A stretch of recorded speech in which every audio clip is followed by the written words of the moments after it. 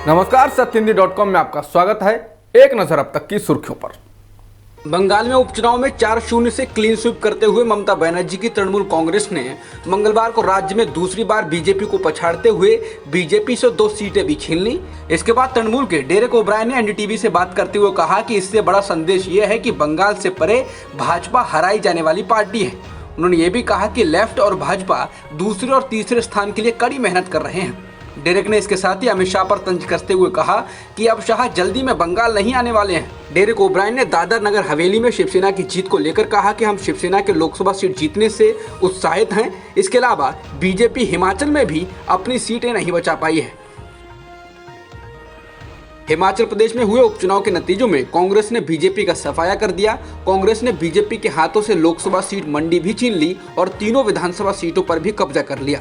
इसके बाद हिमाचल प्रदेश के मुख्यमंत्री जयराम ठाकुर ने इस हार के लिए महंगाई को दोष दिया है।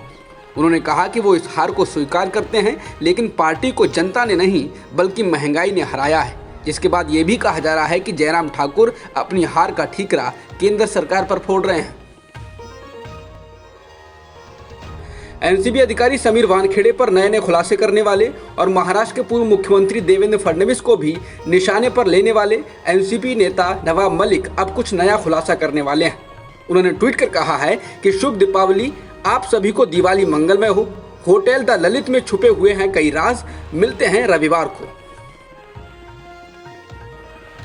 स्थानीय लोगों के लगातार विरोध के बाद प्रशासन ने गुड़गांव में नमाज पढ़ने के लिए चिन्हित की गई 37 जगहों में से 8 स्थानों पर नमाज पढ़ने की अनुमति को रद्द कर दिया। इन 8 स्थलों में सेक्टर 49 में बंगाली बस्ती, डीएलएफ फेज 3 के वी ब्लॉक, सूरत नगर फेज 1, खेर की माजरा गांव के बाहरी इलाके, द्वारका एक्सप्रेसवे के पास दौलताबाद गांव के बाहरी इलाके, सेक्टर 68 में रामगढ़ गांव के पास, डीएलएफ स्क्वायर टावर के पास और रामपुर गांव से नखरोला रोड शामिल है। बता दें, इन जगहों को लेकर हिंदुत्ववादी संगठनों की तरफ से विरोध किया जा रहा था। ऐसे में अब प्रशासन ने इन जगहों पर नमाज पढ़ने की अनुमति रद्द कर दी। लगातार 7 दिनों तक पेट्रोल के दाम बढ़ने के बाद आज पेट्रोल और डीजल की कीमतों में कोई बढ़ोतरी नहीं की गई है। जिसके बाद दिल्ली में पेट्रोल की कीमत 110 रुपए के पार है और डीजल की कीमत 98 रुपए 42 पैसे प्रति लीटर है।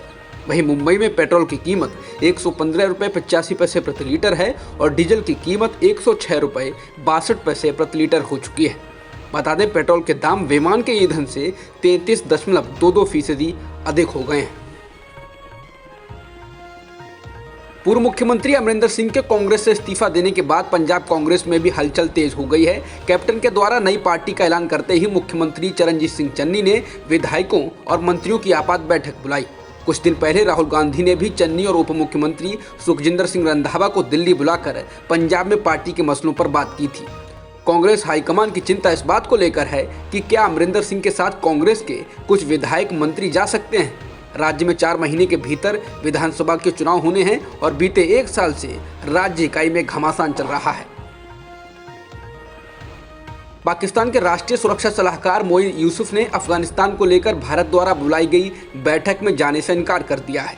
भारत ने अफगानिस्तान से संबंधित सुरक्षा चिंताओं को लेकर क्षेत्रीय और दुनिया के प्रमुख देशों के साथ एक व्यक्तिगत बैठक आयोजित करने की पहल की है, लेकिन पाकिस्तान के एनएसए ने 10 से 11 नवंबर को होने वाली इस बैठक में जाने से इनकार कर दिया।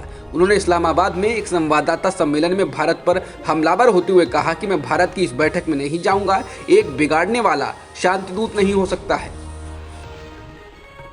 पाकिस्तान लगातार भारत के खिलाफ अपनी बौखलाहट दिखा रहा है। अब पाकिस्तान ने श्रीनगर से शारजाह के बीच शुरू हुई फ्लाइट को अपने एयर स्पेस से उड़ान भरने पर रोक लगा दी है। पाकिस्तान ने मंगलवार को श्रीनगर से शारजाह जा रही फ्लाइट को अपना एयर स्पेस का इस्तेमाल करने से रोक दिया, जिसके बाद फ्लाइट को घूमकर शारजाह जाना पड़ा। इसके बाद इसका सबसे अधिक खामियाजा जम्मू कश्मीर के लोगों को भुगतना होगा, क्योंकि अगर पाकिस्तान अपने एयर स्पेस से फ्लाइट को नहीं जाने देगा तो इसको उदयपुर, अहमदाबाद और ओमान से जाना होगा। इसमें 1 घंटा अधिक समय लगेगा और अधिक महंगी फ्लाइट होगी। बता दें, केंद्रीय गृह मंत्री अमित शाह ने 23 अक्टूबर को ही इस श्रीनगर शारजाह फ्लाइट को झंडी दिखाई थी। ग्लासगो में जलवायु परिवर्तन को लेकर आयोजित COP26 में पीएम मोदी ने अपने चिरपरिचित अंदाज में विदेशी नेताओं को गले लगाया। इसको लेकर ब्रिटेन के अखबार डेली मेल ने एक स्टोरी की है और जिसमें पीएम मोदी के गले लगने की तस्वीरों को साझा करने के साथ ही ये भी कहा है कि कोरोना महामारी के वक्त में पीएम मोदी संयुक्त राष्ट्र के महासचिव एंटोनियो गुटेरेस को गले लगा रहे थे, लेकिन वो बचते नजर आए। इसको अखबार ने ऑकवर्ड मोमेंट कहा है। इसके साथ ही अन्य नेताओं के साथ भी मोदी की तस्वीरों को साझा किया है जिसमें वो गले लग रहे हैं। इस प्रकार की आपत्तियों को लेकर बीजेपी के वरिष्ठ नेता सुब्रमण्यम स्वामी ने मोदी को ही निशाने पर लिया है। उन्होंने अमेरिका के पूर्व राष्ट्रपति बराक ओबामा के साथ हाथ जोड़कर नमस्ते करने वाली अपनी तस्वीर साझा की और लिखा कि भगवान का शुक्र है कि मुझे गले लगकर ये दिखाने की जरूरत महसूस नहीं हुई कि मैं बराक ओबामा को कितनी अच्छी तरीके से जानता हूँ।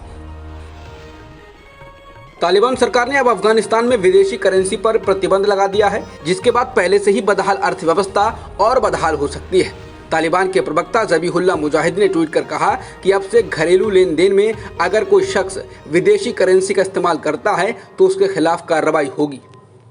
अब तक की खबरों में इतना ही। बाकी खबरों के लिए बने रहिए सत्यहिंदी.com के साथ। सत्य हिंदी का ऐप डाउनलोड करें गूगल प्ले स्टोर पर।